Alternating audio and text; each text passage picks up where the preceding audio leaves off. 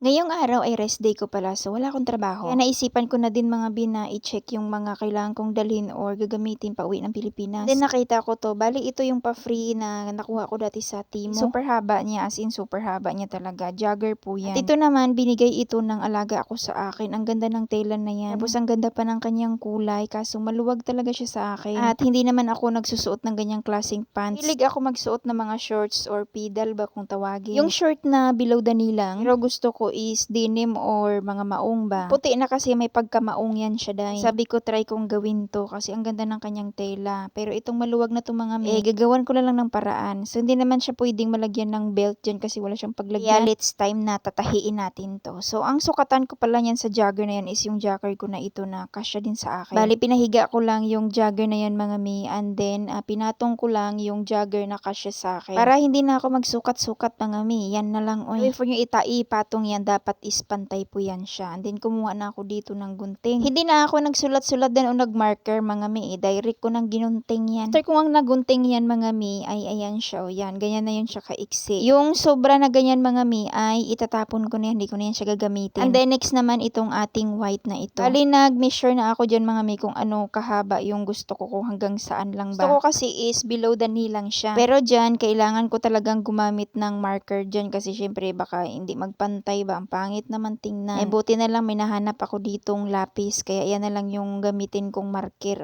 Ano na lang talaga pa straight na lang talaga dyan hanggang sa magpantay. Pagkatapos ko nilagyan ng marker yan mga may, ay saka ko na siya gugupitin. Mas maganda kasi kapag ganun mayroon kayong tawag yan, mayroong linya ba na kayo susundan para pantay talaga yung pagkagupit ninyo. Minsan kasi pag magugupit tayo kumbaga pa kung saan napupunta yung gunting ba. Itong pinagupitan natin sa pinakadulo wag nating itapon yan kasi gugupitin natin yan kasi tawag niyan, ididikit pa natin yan mamaya dun sa pinakadulo para hindi halata na pinutulan ba. Lagay lang kayo ng allowance dyan. So ayan na, tapos ko nang nagupit-gupit lahat, tatahiin na natin. Bali itong jogger mga mi ay tinupi ko lang siya kasi nga may lalagay ako dyan mamaya. Kaya tinapon ko yung sobra no na hindi ko na yun kakailanganin kasi nga kailangan ko lang tupiin lang. Pero nilagyan ko yan siya ng allowance dyan sa pinakaloob, yung ganyan o yan. Hanggang sa magiging ganyan na yung kanyang itsura o di ba mayroon siyang allowance kasi gagamit tayo dito ng garter. Garter na to, pinabili ko pa yan sa friend ko nung nakaraang bakasyon niya. Siguro mga 2 years na yan dito sa akin. Baliging sukat ko lang yung garter na yan dyan na naayon sa kasya ng paa ko. And then syempre, ipapasok na natin dyan sa pinakaloob. Pag magtahi kayo niyan mga may, lagyan nyo lang siya ng allowance. Then gumamit lang kayo dyan ng sibit or ano ba, dyan yung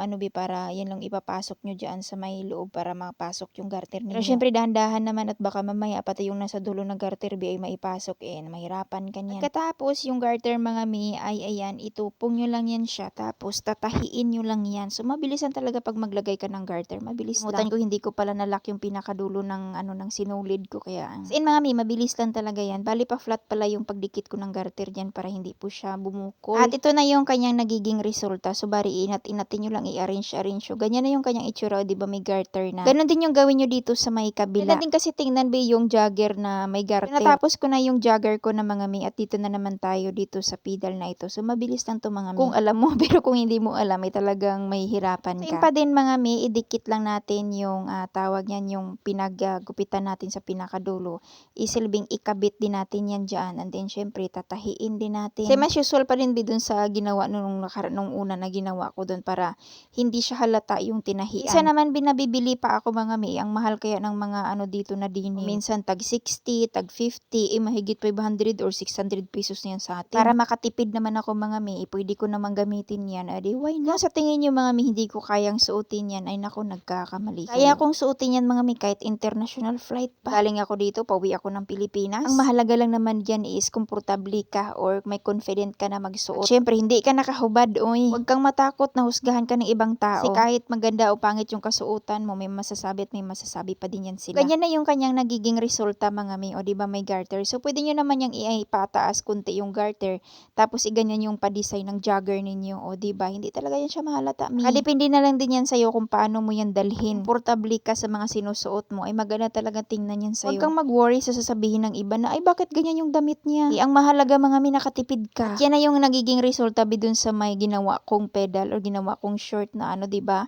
Hindi mo talaga mahahalata na tinahi lang yan. Kahit tingnan mo ng malapitan yan mga mi. At dito naman sa may kanyang waist ay parang gintupi ko lang sa may ano niyan. Kasi hindi talaga siya malagyan ng belt. Pero hindi pa din makikita yung tahi niyan mga mi, lalo pat ganyan yung suot mo. O 'di ba? May pang flight na ako, pwede ko yung susuotin pang flight ko. Actually, yan yung susuotin ko, yung flight ko Manila to Jensan. Kasi parang simple lang siya, parang normal lang siya mga mi, oh. At gustong-gusto ko talaga yung mga pormahan na ganyan. Kaya nyo sa boots, pwede nyo namang gamitan ng ibang sapatos, tennis or something. Tapos mahabang medyas. Oy, depende na lang din yan sa'yo mga bi kung paano mo yan dalhin. Okay, sa bibili pa ako, 'di ba? Nakasave ako mga mi. Bibili ko ng bagong damit, ay bibili ko na lang bin ang pasalubong ko sa mga anak ko.